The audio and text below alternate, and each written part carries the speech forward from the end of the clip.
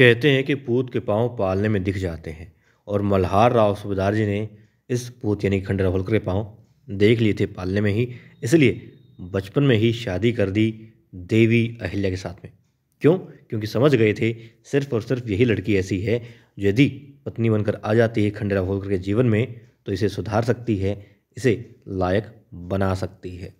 मगर अब जैसे ही खुशी मिलती है मल्हार राव सूबेदार जी को कि दिल्ली के बादशाह भी मुरीद हो गए हैं खंडेराव होलकर की वीरता और चातुर्य की। मगर तभी खंडेराव होलकर सोचते हैं अच्छा मौका है, जो बात कहनी है कह डालता हूँ, जो हाँ करवानी है करवा लेता हूँ। अक्सर हम यही किया करते हैं, जब लगे कि सामने वाला बहुत खुश है तो अपनी फरमाइश रख देते हैं ताकि इच्छा पूरी हो जाए। मगर बाबा साहेब यहाँ पर सिर्फ बाबा नहीं है, राजा भी हैं, इसलिए वो इनकार कर देते हैं, बल्कि गुस्सा हो जाते हैं और कहते हैं कि हमें लगता है तुम्हारी बुद्धि घास चरने गई है।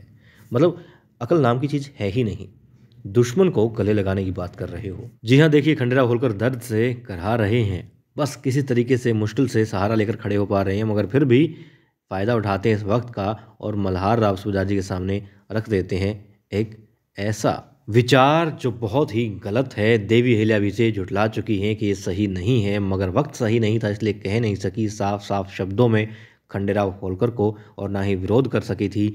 मगर अब वो पहुंच गए हैं, उसे एक कानून का रूप देने के लिए दस्तावेज तैयार करवा लिए हैं, बस मोहर लगवाना चाहते हैं कि देवी तो लगाएगी नहीं और मल्हार राव सूबेदार जी से बस किसी बहाने लगवा लूँ। अब उसमें क्या लिखा है? लिखा है कि गुन्नू जी को उनके पद वापस दिए जाते हैं, सेनापतियों ने फिर से बनाया जाता है, कंधे से कंधा मिलाकर चलेंगे ऐसा सोच रहे हैं खंडेराव होलकर।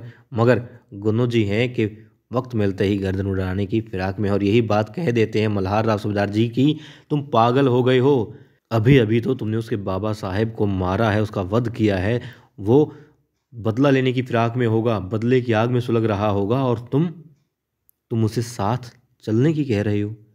तुम्हारा दिमाग तो ठीक है। फिर वो कहते हैं बाबा साहेब आप पल में कुछ करते हैं, पल में कुछ कहते हैं। अभी तो आप तारीफ कर रहे थे खंडेराव होलकर की कि आपसे भी 2 कदम आगे की सोचता हूँ मैं, अब कहते हैं कि मुझे रणनीति बनानी नहीं आती, राज्य की प्रजा की प्रशासन की कुछ समझ नहीं है मुझे। अब वो कहते हैं, जब देवी वहाँ पर आ जाती है बड़े सूबेदार जी, कि अहिल्या तुम देखो ये क्या कर रहा है, तुम रोकती क्यों नहीं इसे, समझाओ इसे। और खंडेराव होलकर वहाँ पर गुस्सा होकर के चले जाते हैं, कहते हैं कि गुन्नू जी तो सेनापति बनकर रहेगा, एक फैसला लिया है और खंडेराव होलकर इस जो वचन देकर आए हैं गुन्नू जी को पूरा कर कर रहेंगे।